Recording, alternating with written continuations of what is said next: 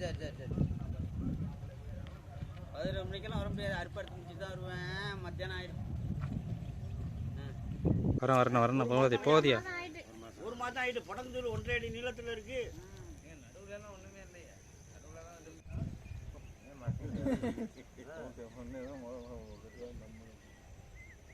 எவ்வளோ தாள் எங்கே மாட்டு வந்து ராஜாவளம் போறியா? குச்சிலாம் போடாத. ராஜாவளம் போய்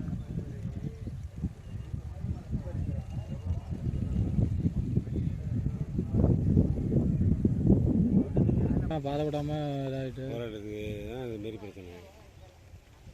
உடம்பு தலை எப்படி வந்திருக்கு பாருங்க. அங்கே தான் மோசமாக முடிச்சிருக்கு. அறுக்கும்போது அதை எடுத்து நல்லா இருக்குங்க. நாற்று மாதிரி அதை எடுத்து நாற்று மாதிரி நல்லா தெரியும்.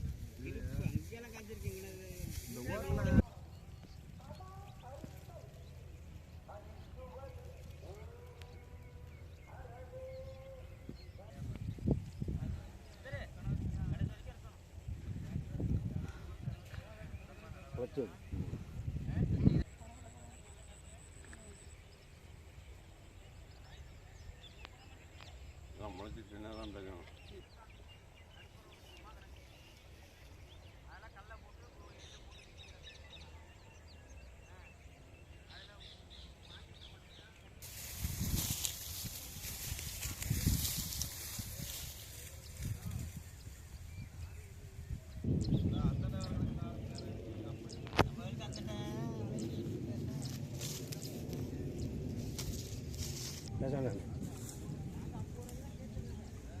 நமக்கு இந்த ராகவன் வேறல நம்மள்கிட்ட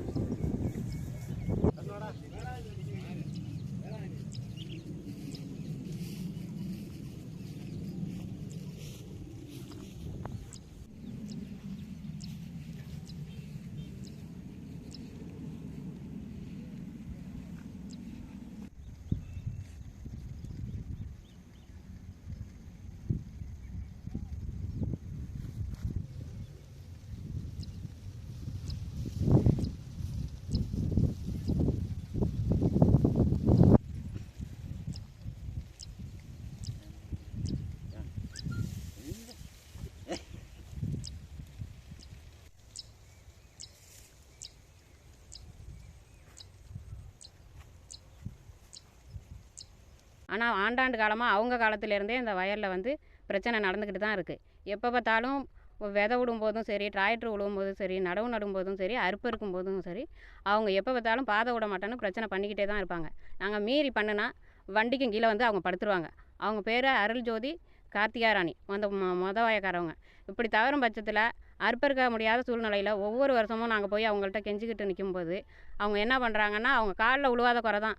அப்படி செய்யும்போது நீ மட்டும்தான் அந்த வயலில் அறுப்பறுக்கணும். ஆளாயிட்டோம். என்னோடய தாலி செயின் அடவு வச்சு தான் நான் வந்து இந்த விவசாயத்தில் போட்டிருக்கேன். எங்கள் வீட்டுக்காரவங்க வருஷத்தில் 3 தடவையோ 4 தடவையோ தான் வந்துக்கிட்டு இருக்காங்க. அவங்க அங்கே தினக்கூலிக்கு போயிட்டுருக்காங்க. நான் 2 சின்ன பிள்ளைங்களை வச்சுக்கிட்டு இந்த விவசாயத்தை பண்ணிக்கிட்டு இருக்கேன். அப்போ நான் எவ்வளோ மன கஷ்டத்துலையும் எவ்வளோ போராட்டத்துலையும் இதை பண்ணுவேங்கிறது அதோட கஷ்டம் எனக்கு தான் தெரியும். அப்படி இருக்கையில் இவங்க வந்து இதே வேலை பண்ணிக்கிட்டு இருக்காங்கன்னு சொல்லி இந்த வருஷம் ரொம்ப மன உளைச்சலுக்கு ஆளாயிட்டேன். இனிமேலுக்கு நான் அறுப்பறுக்கணும்னா எனக்கு இந்த 2 கரையிலையும் ஒரு பாதை வேணும். அதுக்கு என்ன நடவடிக்கை எடுக்கணுமோ அதை எடுத்து கவர்மெண்ட் கொடுக்கணும். ஏன்னா வருஷம் இதே வேலையாக இருந்தால் நாங்கள் ரொம்ப மன உளைச்சலுக்கு ஆளாகி வருஷ கணக்காக நடந்துக்கிட்டு இருக்கும்போது நாங்கள் எதுவும் விபரீத முடிவு எடுக்கக்கூட சான்சஸ் இருக்குது. ஏன்னா அவ்வளோ டார்ச்சர் பண்ணிக்கிட்டு இருக்காங்க. அப்படி இருக்கையில் எங்களுக்கு 2 கரையில் ஏதோ ஒரு கரையில் எங்களுக்கு எங்கள் வயலுக்கு நாங்கள் தனியாக போய்க்கிறதுக்கு அந்த மாதிரி ஒவ்வொரு வயக்காரவங்களும் தனித்தனியாக போகிறதுக்கு எங்களுக்கு பாதை அமைச்சு கொடுக்கணும்னு கேட்டுக்கொள்கிறேன். ஒரே பாதையாக இருக்கணும். அனைத்து வயக்காரவங்களும் யாரையும் சார்ந்து இருக்கக்கூடாது.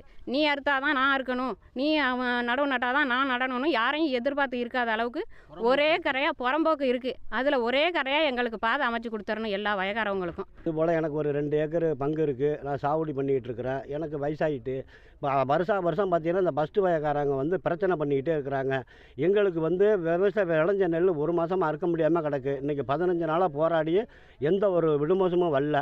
அரசு வந்து எங்களுக்கு தலையிட்டு எங்களுக்கு வந்து ஒரு பக்கம் ரோடு எடுத்து அவங்கவுங்க வயலில் வண்டி இறங்குற மாதிரி எங்களுக்கு வந்து செஞ்சு கொடுக்கணும். எங்களுக்கு பெரிய மன உளைச்சலாக இருக்குது. விளைஞ்ச நெல் அறுக்க முடியாமல் பூரா முளைச்சி போய் இன்றைக்கி கிடக்கு. நான்லாம் வந்து தற்கொலை பண்ணுற முடிவில் தான் இருக்கேன்.